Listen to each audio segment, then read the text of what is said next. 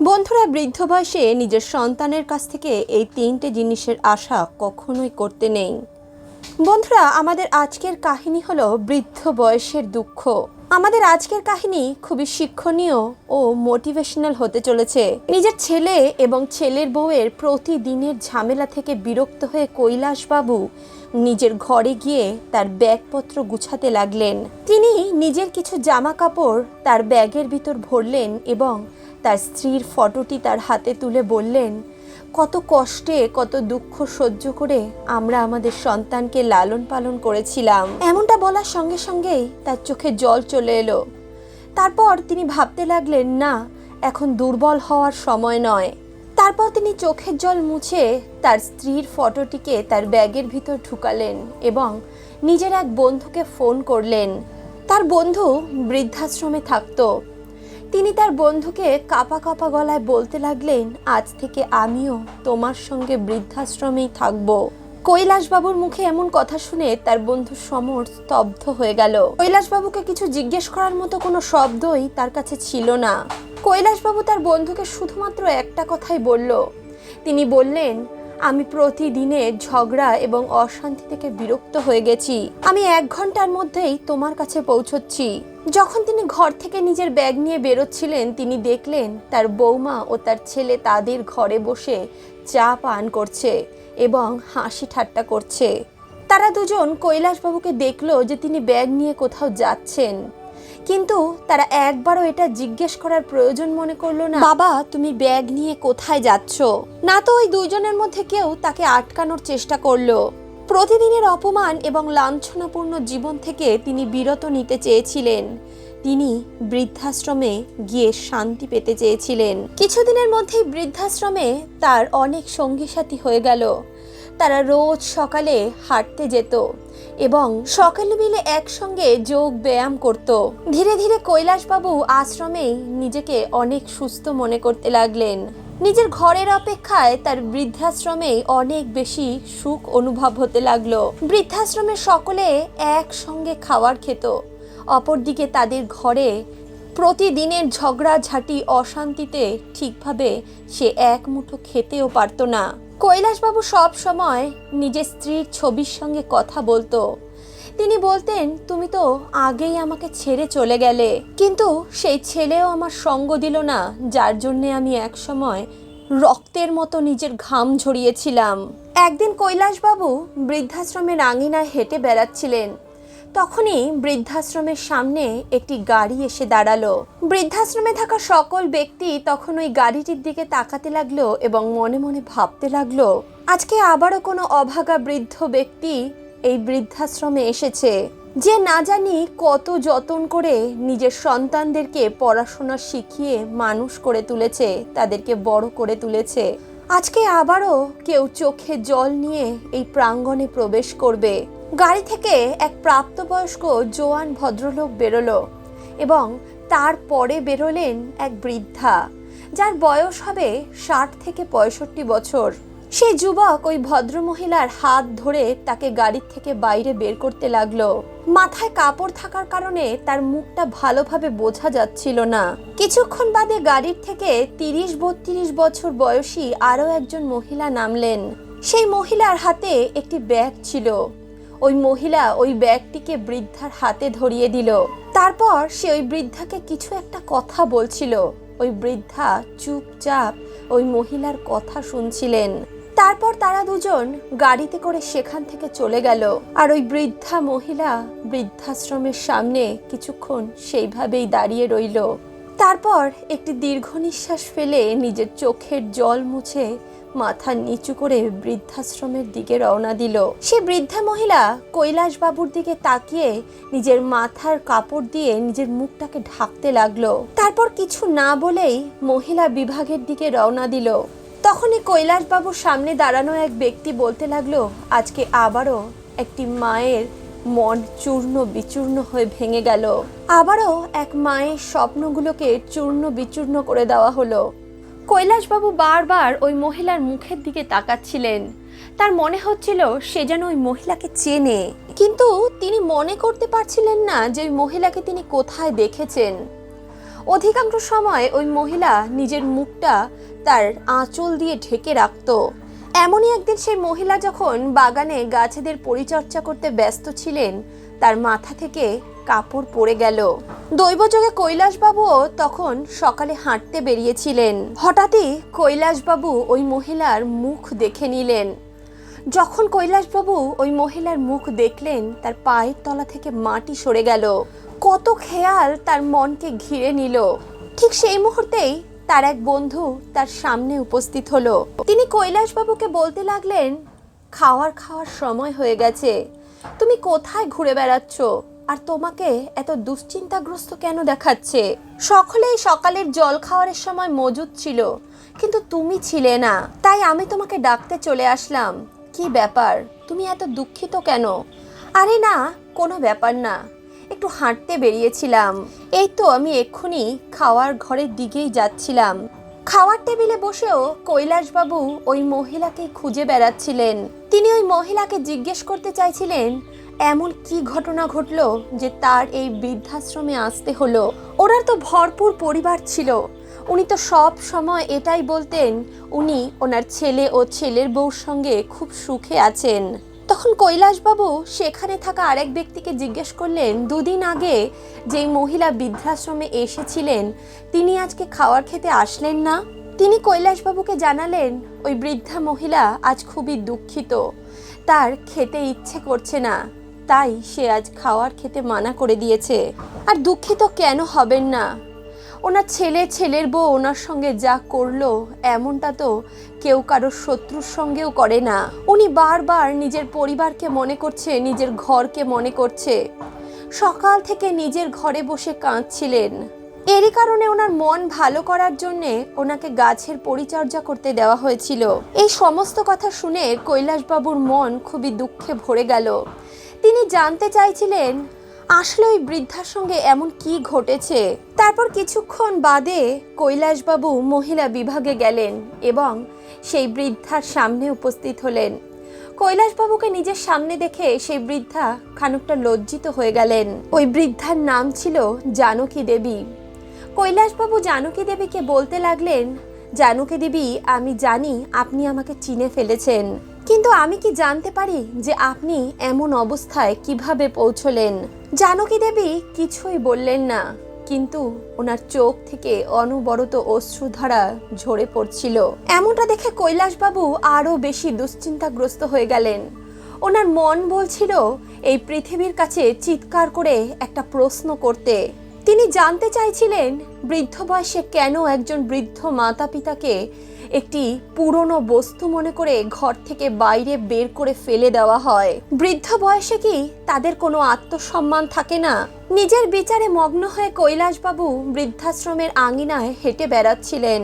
হঠাৎই তিনি একটি ইটের সঙ্গে হোঁচট খেয়ে পড়েই যেতে যাচ্ছিলেন। তখনই তিনি একটি গাছকে ধরে নিজেকে রক্ষা করলেন। বৃদ্ধাশ্রমের এক কর্মচারী পাশেই দাঁড়িয়েছিল। তিনি দৌড়ে এসে কৈলাসবাবুকে বললেন, কাকাবাবু, আপনার কোথাও ব্যথা লাগেনি তো? আমাকে আপনার পাটা দেখান, যদি কোথাও ব্যথা লেগে থাকে তাহলে আমি এক্ষুনি তাতে মলম লাগিয়ে দিচ্ছি। কৈলাসবাবু বলতে লাগলেন, না বাবা, এমন কিছু ব্যথা লাগেনি, আমি তো গাছটাকে ধরে বেঁচেই গেলাম। এমনটা বলে কৈলাসবাবু প্রাঙ্গণে রাখা একটি বেঞ্চের উপর গিয়ে বসলেন। তারপর তিনি কিছু মাস আগে ঘটা একটি ঘটনাকে মনে করতে লাগলেন, যখন তিনি বাথরুমে পিছলে পড়ে গেছিলেন এবং তার পায়ে খুব ব্যথা লেগেছিল। ওনার বৌমা ওই ব্যথাটিকে দেখেও না দেখার ভান করলো এবং নিজের কাজে ব্যস্ত থাকলো। ওনার ছেলে অমিত বলতে লাগলো, তুমি কি দেখে কাজ করতে পারো না? আমি তো এটা বুঝতে পারি না তোমার এত কিসের তাড়াহুড়া, কোনো কাজই তো ঠিকভাবে করতে পারো না, যখন দেখো তখনই ব্যথা লাগিয়ে বসে পড়ো। নিজে তো ব্যথা পাও আর আমাদের কাজও বাড়িয়ে দাও। যদি কিছু কাজ করতে না পারো তাহলে আমাদের কাজ কেন বাড়াচ্ছ? নিজের ঘরে আরামসে থাকো না, সারা দিন এদিক ওদিক ঘুরে বেড়াও। অমিত একবারও জিজ্ঞেস করলো না যে তার পিতার কোথায় ব্যথা লেগেছে আর কতটা ব্যথা লেগেছে। সে একবারও এটা জিজ্ঞেস করলো না, বাবা তোমার কোথাও কেটে যায়নি তো?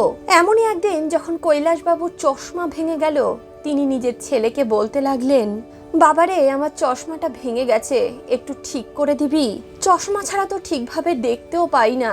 কৈলাসবাবুর কথা শেষ হওয়ার আগেই তার বৌমা চিৎকার করে উঠল, সারাদিন খাটের উপর বসে থেকে শুধু খরচা বাড়াতে থাকে, কোনো কাজকর্ম তো আপনার দ্বারা হয় না, বাচ্চাদের মতো ব্যবহার হয়ে গেছে আপনার।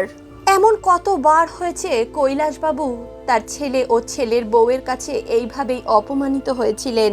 এইভাবেই বেঞ্চের উপর বসে বসে কৈলাসবাবু নিজের অতীতের কথা ভাবছিলেন। তখনই সামনে থেকে তার এক বন্ধু অমিত এসে পৌঁছলো। অমিত বাবুকে দেখে মনে হচ্ছিল তিনি অত্যন্ত খুশি। কৈলাসবাবু তখন অমিত বাবুর দিকে তাকিয়ে বললেন, কি ব্যাপার অমিত, তোমাকে দেখে এত খুশি মনে হচ্ছে কেন?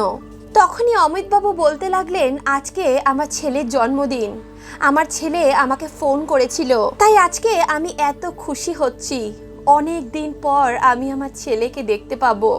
অমিতবাবুর কথা শুনে কৈলাসবাবু খুব চিন্তাগ্রস্ত হয়ে পড়লেন। কৈলাসবাবু বলতে লাগলেন, যেই ছেলে তোমাকে বৃদ্ধাশ্রমে ফেলে চলে গেছে, বছরের মধ্যে হয়তো 1-2 দিন তোমার সঙ্গে দেখা করতে আসবে, তার জন্য তুমি এত খুশি হচ্ছ? তখনই অমিতবাবু বলতে লাগলেন, কৈলাসবাবু, আমি এতে অনেক খুশি, আমার এর থেকে বেশি কিছু চাই না। অমিতবাবুর মুখে এমন কথা শুনে কৈলাসবাবু সেখান থেকে উঠে নিজের ঘরে চলে গেলেন।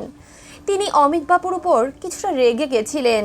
তিনি নিজের ঘরে গিয়ে এটা ভাবতে লাগলেন, এই ঘটনা শুধুমাত্র আমার সঙ্গে অথবা জানকী দেবীর সঙ্গেই ঘটে না, বৃদ্ধাশ্রমে থাকা প্রত্যেকটি ব্যক্তির জীবনে এমনই কিছু কষ্টকর কাহিনী থাকে। সকলে কোনো না কোনো কারণে বৃদ্ধাশ্রমে এসে রয়েছেন, কোনো কারণ ছাড়া শুধুমাত্র নিজের শখ পূরণ করার জন্য কেউই নিজের লোককে ছেড়ে বৃদ্ধাশ্রমে আসতে চায় না। যতক্ষণ না কোনো ব্যক্তি ভেতর অবধি কষ্টে ভেঙে চুরমার হয়ে যায়, ততক্ষণ পর্যন্ত সে এখানে আসতে চায় না। কিন্তু তারা তাদের জীবনের ওই কড়া সত্যতাগুলোকে ভুলে এখানে নিজের জীবন অতিবাহিত করতে বাধ্য হয়েছেন। তাদের মধ্যে কিছু ব্যক্তিরা সময়ের সঙ্গে সঙ্গে নিজেদেরকে পরিবর্তন করতে চান এবং সুখে থাকার নাটক করে যান। আর কিছু লোক আমার মতো হন, যারা প্রতি মুহূর্তেই নিজের ছেলে, নিজের ছেলের বউ এবং নিজের নাতি নাতনিকে মনে করে চোখের জল ফেলতে থাকেন, বারবার নিজের ঘরের কথা মনে করতে থাকেন। নিজের ঘরের প্রতি তার যে টান, সেটা কখনো যেতেই পারে না। আবার কখনো ছেলে ও ছেলের বউয়ের দেওয়া কষ্টগুলো তাদের মনে পড়ে যায়। কৈলাসবাবু কবিতা লিখতে খুবই ভালোবাসতেন, তাই নিজের মনের এই দুরবস্থার পরিবর্তন করার জন্যে তিনি একটি কবিতা লিখতে বসলেন। এমনই একদিন যখন তিনি একটি কাগজের উপর কবিতা লিখে তার মনের ভাব প্রকাশ করছিলেন, তখনই কাগজে নিজের পরিস্থিতি লিখতে লিখতে তার চোখ জলে ভরে গেল।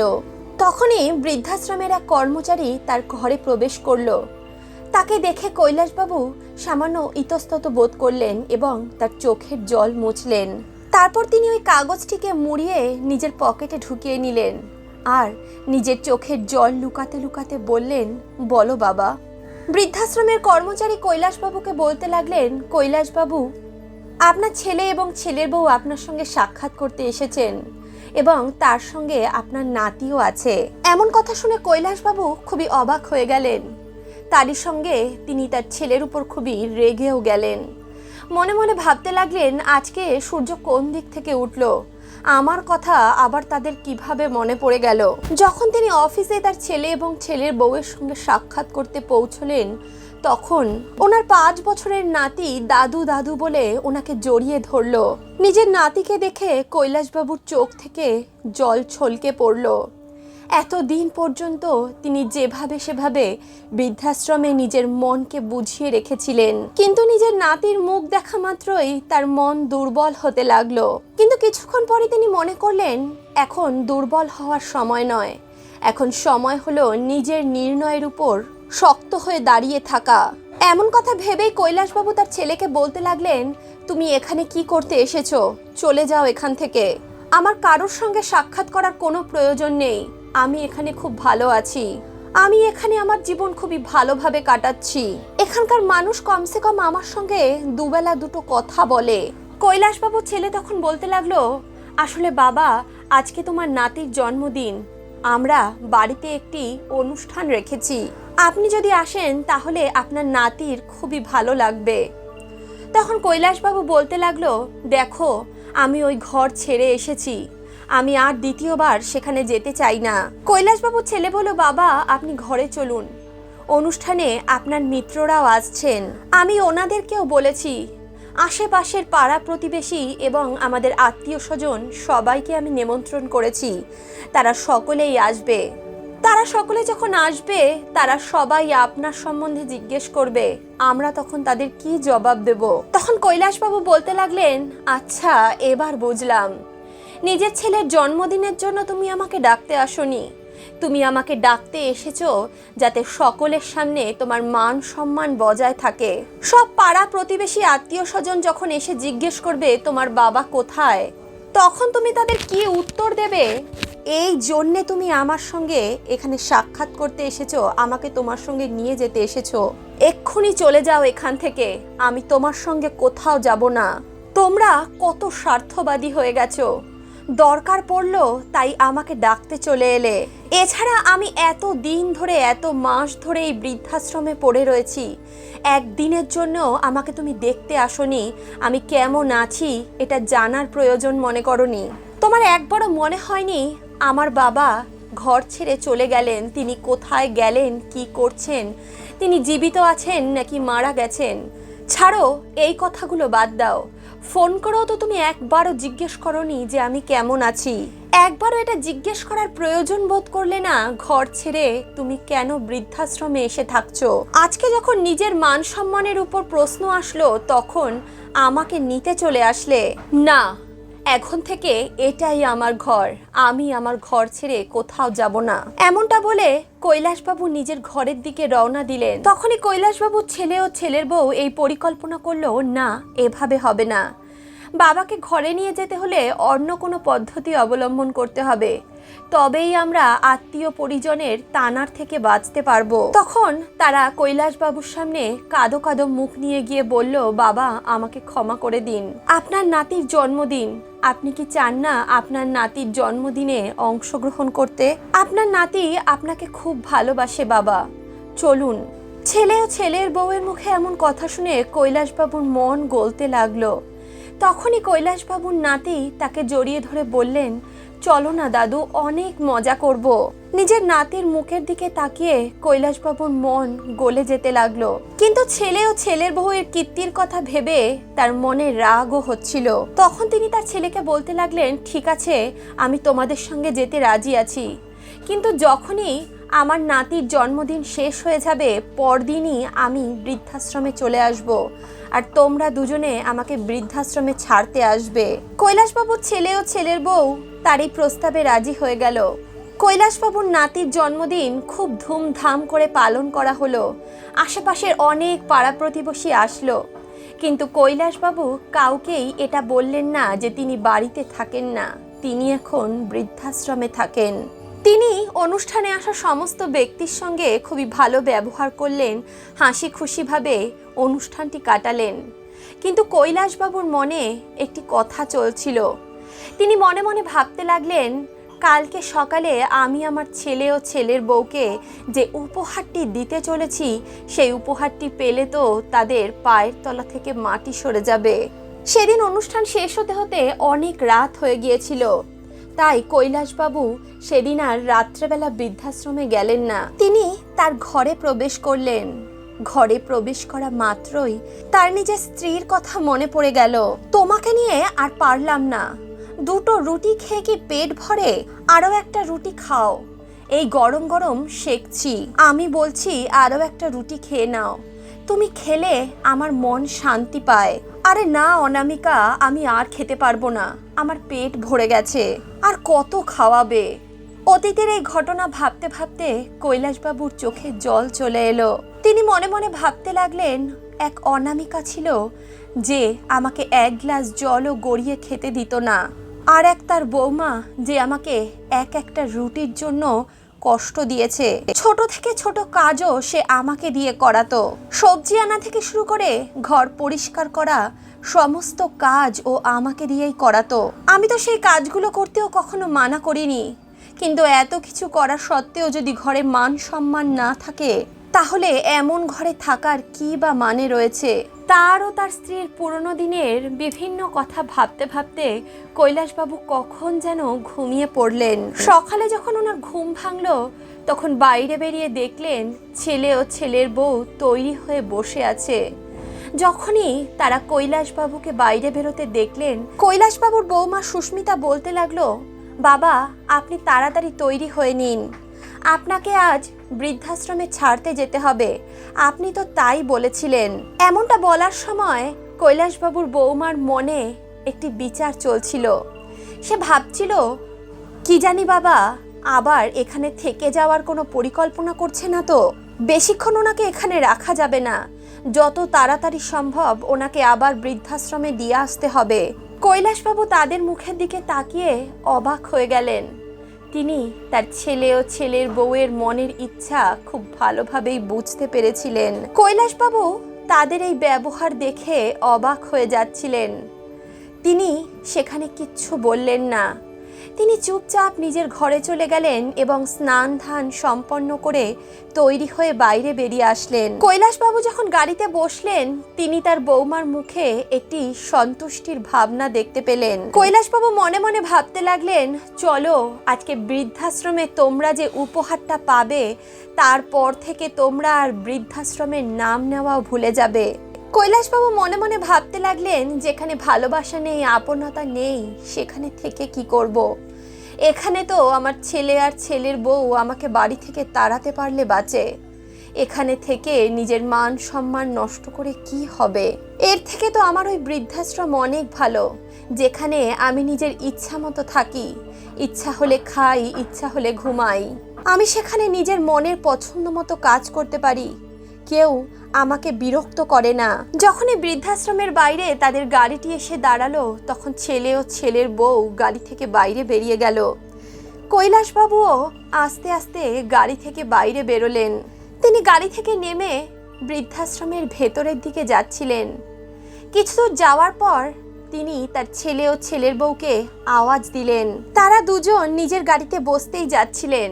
তখনই কৈলাসবাবুর আওয়াজ শুনে তারা কিছুক্ষণ থমকে দাঁড়িয়ে পড়লেন। কৈলাসবাবু বলতে লাগলেন, ফেরত যেও না, আমি তোমাদেরকে কারোর সঙ্গে সাক্ষাৎ করাতে চাই। তখন কৈলাসবাবুর ছেলে ও ছেলের বউ তার পেছন পেছনই হাঁটতে লাগলেন। কিছু দূর যাওয়ার পর তিনি বৃদ্ধাশ্রমের এক কর্মচারীকে বললেন জানকী দেবীকে ডেকে দিতে। জানকী দেবী যখনই বৃদ্ধাশ্রম থেকে বাইরে বেরোলেন তখনই কৈলাসবাবুর ছেলে তাকে দেখে অবাক হয়ে গেলেন। কৈলাসবাবুর বৌমা যখন জানকী দেবীকে দেখলেন তখন তার পায়ের তলা থেকে মাটি সরে গেল, তার মাথায় যেন বজ্রাঘাত পড়ল। কৈলাসবাবুর বৌমাকে দেখে মনে হচ্ছিল তার শরীর কাটলে যেন তার শরীর থেকে এক বিন্দু রক্তও বেরোবে না। সে দৌড়ে গিয়ে জানকী দেবীর গলা জড়িয়ে ধরল।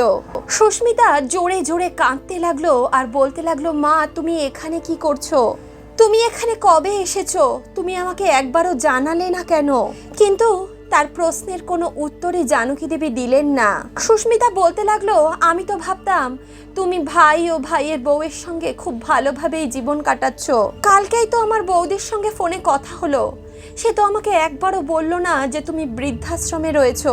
আমি তোমার ব্যাপারে বৌদিকে কবে থেকে জিজ্ঞেস করছিলাম, সে আমাকে একটা কথাও বলছিল না। আমি কতবার বলেছি মা কোথায়, মার সঙ্গে আমাকে একবার কথা বলিয়ে দাও। তখন বৌদি উত্তরে বলল, তুমি নাকি তীর্থযাত্রা করতে বেরিয়েছো, তাই তোমার সঙ্গে এখন কথা বলা যাবে না। আমিও তার কথা বিশ্বাস করে নিয়েছিলাম, কিন্তু আমি কিভাবে জানবো ওই দুষ্ট মহিলা তোমাকে বৃদ্ধাশ্রমে পাঠিয়ে দিয়েছে। নিজের মেয়ের মুখে এমন কথা শুনে জানকী দেবী জোরে জোরে কাঁদতে লাগলেন। তিনি বললেন, মারে তোর ভাই আর ভাইয়ের বউ মিথ্যে কথা বলছিল, তারা 1 মাস আগেই আমাকে এই বৃদ্ধাশ্রমে রেখে চলে গেছে। তখন সুস্মিতা বলতে লাগলো, মা তুমি আমাকে ফোন করে বলতে তো পারতে, তুমি আমাকে একবার ফোন করে জানালে না কেন? আমি জানলেই এখানে সঙ্গে সঙ্গে পৌঁছে যেতাম। ওদের সাহস কি করে হলো আমার মার সঙ্গে এই সমস্ত কিছু করার? এমনটা বলে সুস্মিতা নিজের মাকে জড়িয়ে ধরলো। তখনই জানকী দেবী বলে উঠলেন, আমি তোমাকে ফোন করে কিভাবে বলবো? আমি যেদিন বৃদ্ধাশ্রমে আসলাম আমি ভেবেছিলাম আমি তোমাকে ফোন করব। আমি ভেবেছিলাম আমার ছেলে আমাকে তাড়িয়ে দিয়েছে তো কি হয়েছে, আমার মেয়ে তো আছে। আমি ভেবেছিলাম আমি তোমাকে ফোন করে সব কিছু জানাবো, তুমি আমাকে হয়তো এখান থেকে নিয়ে যাবে, কিন্তু আমি যখনই বৃদ্ধাশ্রমে আসলাম আমি তখন এখানে তোমার শ্বশুর মশাইকে দেখলাম। এর অর্থ তো এটাই যে তোমার মধ্যে ও তোমার বৌদির মধ্যে কোনো তফাতই নেই। তাহলে আমি তোমাকে ফোন করে তোমার ভাই আর ভাইয়ের বউয়ের এই কীর্তি সম্বন্ধে কিভাবে বলতাম? এমনটা বলে জানকী দেবী সুস্মিতাকে নিজের গলা থেকে সরিয়ে আলাদা করে দিলেন। তিনি বলতে লাগলেন, তুমি আমার মেয়ে হওয়ার যোগ্য নও, এই কারণেই তুমি আমার থেকে দূরে থাকো। যদি আমার ছেলে ও ছেলের বউ আমাকে ঘর থেকে বাইরে বার করে দিয়েছে, তাহলে আমার মেয়েও তার শ্বশুরকে ঘর থেকে বাইরে বের করে দিয়েছে। আমার দুজন সন্তানই তো কুলাঙ্গার বেরোলো। আমার তো তোমাদেরকে নিজের সন্তান বলতেও লজ্জা লাগে। একজন নিজের মাকে ঘর থেকে বাইরে বের করে দিল, তো আরেকজন নিজের শ্বশুরকে ঘর থেকে বাইরে বের করে দিল। নিজের মায়ের মুখে এমন কথা শুনে সুস্মিতার মাথা লজ্জায় নিচে ঝুঁকে গেল। সে বলতে লাগলো, মা আমাকে ক্ষমা করে দাও, আমি খুবই লজ্জিত, আমার দ্বারা অনেক বড় ভুল হয়ে গেছে। আমি কখনো এটা ভাবিনি যেটা আমি আমার শ্বশুর শাশুড়ির সঙ্গে করছি সেটা আমার মা বাবার সঙ্গেও হতে পারে।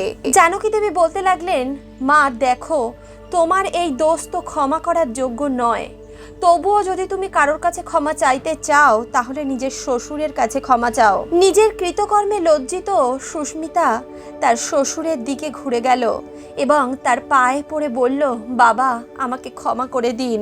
তখন কৈলাসবাবুর ছেলেও তার বাবার কাছে ক্ষমা চেয়ে বলল, বাবা আমাকেও আপনি ক্ষমা করে দিন। এখন আপনারা দুজন আমার সঙ্গে আমাদের ঘরে চলুন আর আমাদেরকে আপনাদের সেবা করার সুযোগ দিন। তখন কৈলাসবাবু ও জানকী দেবী দুজনেই ঘরে যেতে মানা করে দিল।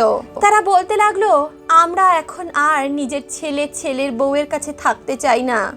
আমরা বৃদ্ধাশ্রমে থেকে অনেক সুখে আছি, এখানে সকলে আমাদের সঙ্গে কথা বলে, আমরা সকলে খুব আনন্দে জীবনযাপন করি, কেউ আমাদেরকে কটু কথা বলার নেই।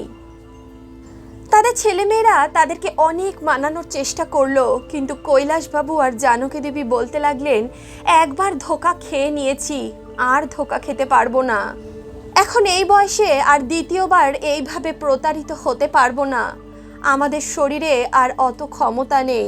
এমনটা বলে কৈলাসবাবু এবং জানকী দেবী নিজের ঘরে ঢুকে গেলেন। তখন নিরাশ হয়ে কৈলাসবাবুর ছেলে ও ছেলের বউ নিজের ঘরে ফিরে গেলেন। ঘরে গিয়ে যখন কৈলাসবাবুর ছেলে কৈলাসবাবুর ঘরে প্রবেশ করলেন, তখন তিনি দেখলেন কৈলাসবাবুর বিছানায় একটি কাগজ পড়ে আছে। যখন কৈলাসবাবু নিজের বস্ত্র পরিবর্তন করছিলেন তখন হয়তো তার পকেট থেকে ওই চিরকুটটি পড়ে গিয়েছিল। যখন কৈলাসবাবুর ছেলে ওই কাগজটি খুলে দেখলো, সে দেখতে পেল তার বাবা তাতে একটি কবিতা লিখেছে। কেউ কি দেখেছে মৃত্যুর আগেও মৃত্যু আসে? হ্যাঁ, আমি দেখেছি, মৃত্যুর আগেও মৃত্যু আসে। যখন জীবনরূপী সূর্য অস্তগামী হয়, যখন শরীরের অঙ্গ প্রত্যঙ্গ ঠিকভাবে কাজ করা বন্ধ করে দেয়, শুধুমাত্র শরীরের নিঃশ্বাস প্রশ্বাস আসা যাওয়া করে, হ্যাঁ আমি দেখেছি, মৃত্যুর আগেও মৃত্যু আসে। নিজের পিতার দ্বারা এই সমস্ত কথা লেখা দেখে কৈলাসবাবুর ছেলের হৃদয় হাজারো তীরে বিদ্ধ হয়ে গেল। তার অন্তরে অত্যাধিক পীড়া হতে লাগলো। অপরদিকে সুস্মিতা তার মায়ের ওই অবস্থা তখনও ভুলতে পারছিল না। কিন্তু আজকে তাদের দুজনের কাছে পশ্চাতাপ করা ছাড়া আর কোনো রাস্তা ছিল না। কেউ সত্যই বলেছে, সন্তানের অস্তিত্ব হলো মাতা পিতার কারণে, আর আজ যখন মাতা পিতা বৃদ্ধাশ্রমে রয়েছে তখন তা শুধুমাত্র সন্তানদের কারণে। বন্ধুরা, বৃদ্ধ বয়সে কখনোই নিজের সন্তানদের উপর সমস্ত কিছু ছেড়ে দেওয়া উচিত নয়। কখনোই নিজের সত্তা নিজের হাত থেকে হারিয়ে ফেলা উচিত নয়। যত দিন বেঁচে আছেন ততদিন নিজের সত্তা নিজের হাতে রাখুন। আপনার কাছে যখন অর্থ থাকবে, যখন আপনার কাছে সম্পত্তি থাকবে, তখন ভালোবাসার খাতিরে না হলেও আপনার সম্পত্তির জন্য আপনার সন্তানেরা আপনার দেখাশোনা করবে। জীবনে সব কিছু নিজের সন্তানের জন্য বাবা মারা উজাড় করে দেয়, কিন্তু বৃদ্ধ বয়সে সেই ছেলে মেয়ের তার পিতা মাতাকে দুবেলা দুমুঠো খেতে দিতেও যেন অনেক কষ্ট মনে হয়। তাদের চাহিদাগুলো তাদের কাছে অতিরিক্ত মনে হয়। যাদের হাত ধরে একদিন হাঁটতে শিখেছিল, সেই পিতামাতার সঙ্গে দু পা হাঁটার মতো সময় তাদের থাকে না। যে পিতামাতা নিজের সমস্ত ইচ্ছাকে জলাঞ্জলি দিয়ে শুধুমাত্র তাদের সন্তানের ভবিষ্যতের কথা চিন্তা করে তাদেরকে উচ্চ শিক্ষা দিয়েছে, তাদের সকল আবদার পূরণ করেছে, সেই বৃদ্ধ পিতামাতার ভাঙা চশমা ঠিক করে দেওয়ার ক্ষমতাও তাদের সন্তানের থাকে না। বন্ধুরা, আজকের এই কাহিনী, আজকের এই প্রসঙ্গ আপনাদের কেমন লাগলো কমেন্ট বক্সে অবশ্যই লিখে জানাবেন। ভিডিওটি ভালো লাগলে অবশ্যই ভিডিওটিতে একটি লাইক করুন, বন্ধু বান্ধব আত্মীয় পরিজনের সঙ্গে ভিডিওটি শেয়ার করুন, আর অন্তর্মন থেকে বলুন রাধে রাধে।